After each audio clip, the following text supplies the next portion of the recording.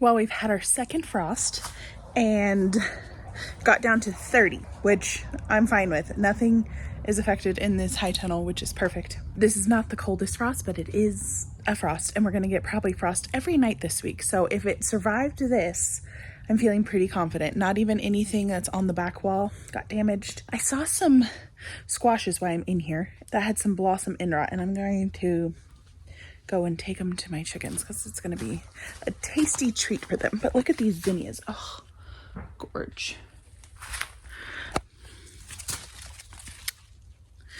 Absolutely gorgeous. And this is just a basic pack of zinnias. I believe it's Fairy Morris or Seed Savers or whatever I had on hand. Yeah, they're doing well. Oh, look at you, beauty. They're just so beautiful. I've never grown zinnias or been able to. I've had one I thought that was almost going to bloom one year, and then the frost came. That was outside. Oh, this one's soft. This one feels super coarse, which is something I wasn't expecting. All right, I'm going to go see if I can find some squashes. Oh boy.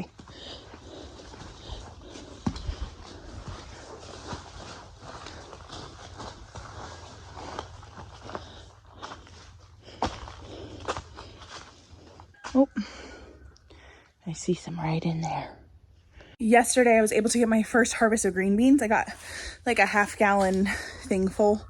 That was pretty good. I was excited about that because that was the first time I've ever grown green beans successfully. I believe one summer I tried it outside because we were having such a scorch of a summer that all my cold crops were on the struggle bus. And so I tried it, and then of course right when they were blossoming they got froze. Such is life. But in here, they're pretty protected, so I'm pretty pleased. I got some massive squashes in here. Also discovered I don't really love yellow squash, so I won't be growing maybe a plant or two of that next year instead of the 6 or 7 I grew this year. It's just a little bit too much, which is okay because we're using it for animal feed. I just ripped out a ton of leaves so I could just step in to harvest. Otherwise, it was encroaching on my tomatoes. That'll help and ripen those guys. Yep. Holy smokes, we got some gargantuans in here. They were not here yesterday. They must have been here, but I just guess I didn't think they were that big. They are. Oh my gosh, I thought this was just yellow squash, but this is a black beauty also. This is the consequences of my actions. I probably planted 2 just thinking 1 would germinate. Yeah, no, they all did. This is a nice size zucchini, which will be good for shredding and making zucchini bread. I won't be sharing that with the chickens. I actually do like regular zucchini and baked goods. Okay. Oh, I'm going to flip you around. I see a blushing tomato, which is exciting because it wasn't blushing yesterday. Do you see it in there? Gorge.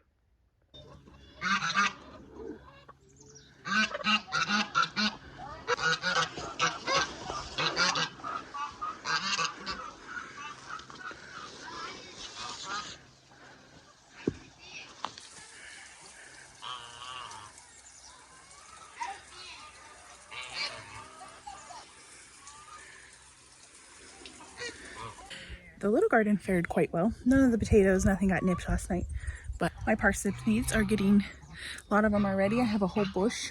I'm gonna clip, this is a new technique. I'm clipping and then taking them in. I have a drying rack this year, so I'd like to hang that up on my porch. And little Mando's in here with me. He likes to be a jungle kitty. And we have a bunch of parsnips that I need to harvest. Well, the seeds, not the parsnip. So I'm gonna, it's a beautiful fall morning. The sweater is absolutely perfect. I am in shorts, but I did wear boots.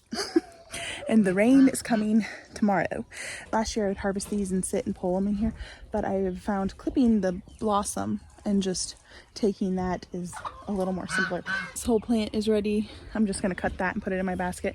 I've been having to take baskets out every time I come to the garden because I always find a bunch of things.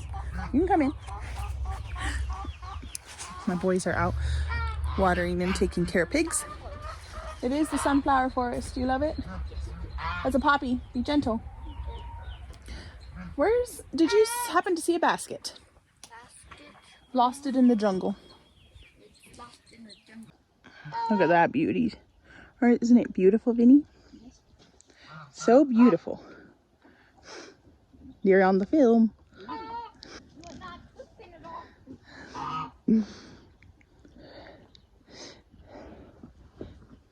Mandalorian. Are you so sweet? You are a sweet baby.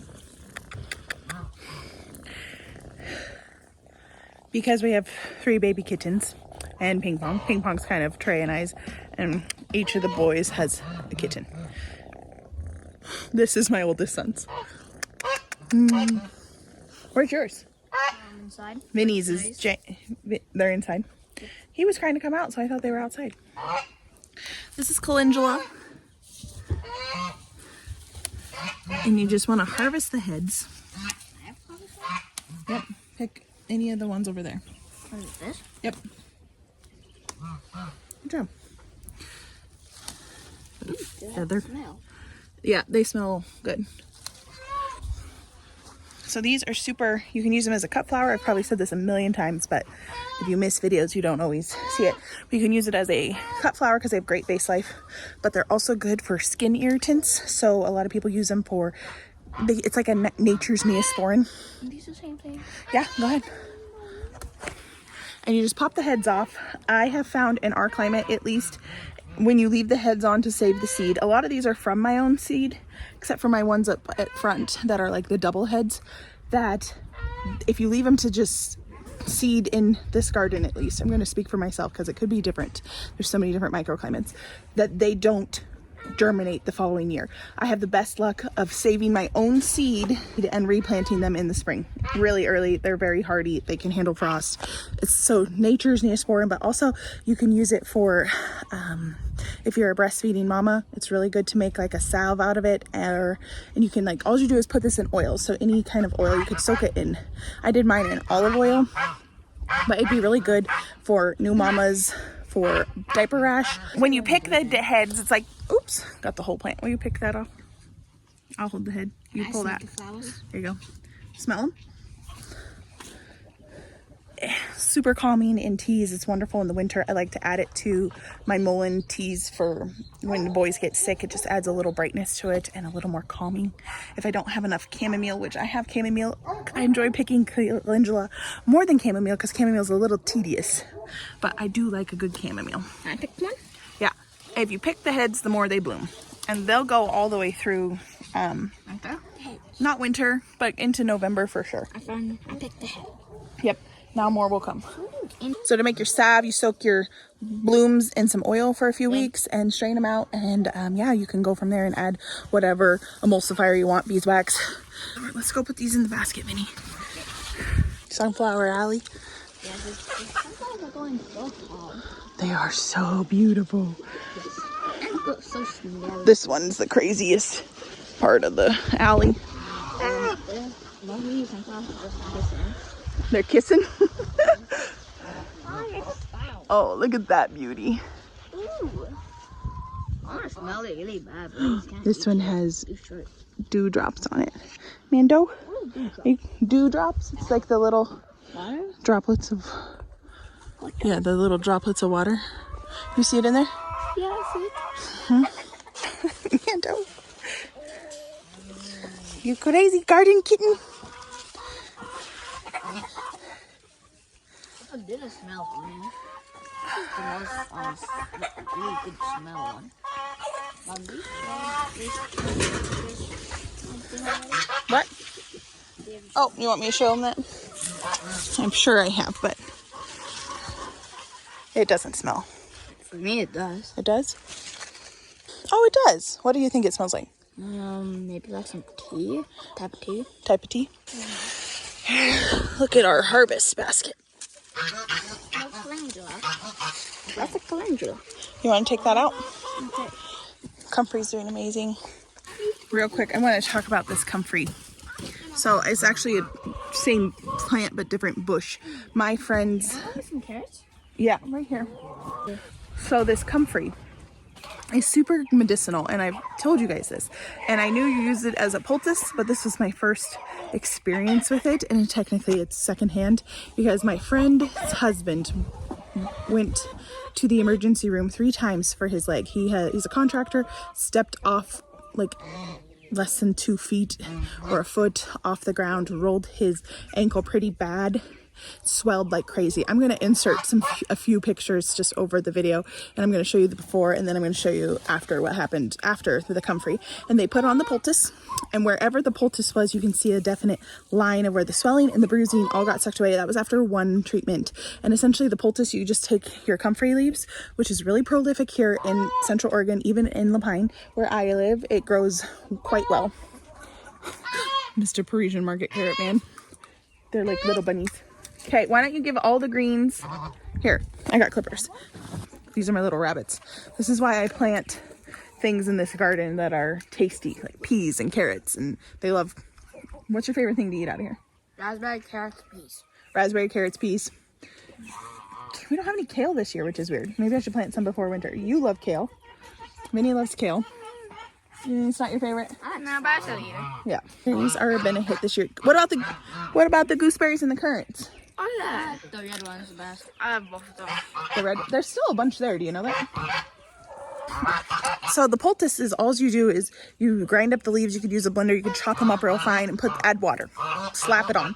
And that's what they did. This was amazing. I harvest a bunch more and get it up and drying just to have it. But we used fresh right out of the garden. I basically harvested my whole second plant and gave her a giant bag full. And I think that is the beauty of gardening, is when you get to share things. And I had ran into my friend at Ace Hardware of all places in the parking lot, and she had ended up telling me, and it just dawned on me about the comfrey, and I had told her, and she came out the next day and got some. And I think using garden, the food is medicine, obviously, but then to actually use it as actual medicine with the natural neosporin and the comfrey to help good bones. It just really goes to show that the garden is so powerful, not just for food, but also for medicine. Yeah. These are the berries. What are those called, Vin? Currants. Currants. Okay. Do you want to take the eggs in? Okay. I'm going to head in. We got to get ready. Brush your teeth. So the garden can do so much for us. The last video I shared with you guys was I was feeling really emotional, which was actually last night. It's always, things are sadder in the evening. My good friend Erica, she always says, it's just, things are just more sad at night or in the evening. But when the day comes and we make it through another frost, which this garden is going to make it through a lot of frosts until we get into the teens, which probably will be in the next couple weeks, or Lord willing in the next couple weeks. I'm really praying that a lot of these big mammoths get a chance to grow. And I just feel much more optimistic about the garden. I was feeling optimistic. I'm just mourning the loss of it. But as I come in, and every time I come out to the high tunnel or the big garden or the little garden, I have to come out with baskets because the harvest is so abundant. And I have a little boy wanting to come and show you his kitten. All right, who's your buddy? Boba. This is Boba Fett. He is a sweet baby boy. And the deal was with all the boys, because the twins have like the twin kittens that look the same. And when we first got them, we weren't going to keep them. And so we had named them after them. So Zay's kitten was named Zay, Vinny's was named Vin, Elle's was Elle. And it was just kind of a family joke because our oldest has dark hair like Mando, and the twins look like twins. And it was funny. But then when we decided to keep them, because everybody got a little attached, the deal was the boys had to pay for half of their neutering costs. And all they do is they've been working in the garden to earn some cash. And now you're basically done, right? Yes. So now they've earned them to keep, and we'll get them all neutered this fall. So it's really given my twins something to really care about, is those kittens. They haven't had really an animal of their own. The pigs are theirs, and we've sold piglets and they get the cash for them. Well, they pay for feed and then they get the cash for them. Pay some for feed. So they've been working hard to earn, weeding the big garden to earn money to get those cats fixed. Basically, I just wanted them to have some responsibility. And also, if you aren't aware, we adopted all 3 of our children as a sibling group about 7 summers ago. All at once, all at one time. It was a crapshoot, but it was beautiful and it's worked out quite well. We have a very, very, very positive adoption story, and I have a few videos about it. I don't really talk much about it because I don't feel like an adoptive mom. I'm just mom. And my boys forget a lot of times that they're adopted, which it's not a secret, and we talk about all the things that they need to talk about that's age appropriate for them. If you're a child, if the kid is in foster care, there's obviously a reason, especially if they've been adopted out to foster care. So typically they're not the most, you have to just be very careful with your children. And obviously it's never something I would share on YouTube. It's a very personal thing for my family. And yeah, but with that, when you're in the foster care system, you tend to have a lot of attachment things, especially when you are in a ton of foster care homes at such a young age. Sometimes things, like say if I would have offered them a kitten a couple years ago and said, you need to work, obviously the age matters. They're 10 now, so 10 and a half. The age matters, but they would have probably been like, forget it, just get rid of the kitten. I don't really care enough about it to earn the money to work hard for it. But this is the first year that I felt like, well, obviously they worked hard and they did a good job and they worked for the money to earn for their kittens. Now you can raise your kids however you want to raise your kids, but how it's really benefited my children, and especially our circumstances, is giving them a purpose, giving them a drive, teaching them kindness for animals. That is something that has to be taught. You have to teach nurture. And if you haven't been taught nurture and kindness to little helpless animals like a kitten or something, it doesn't come natural. It has to be taught. And it's been very much taught with my boys. Oh, here comes the other twin to show you his kitten.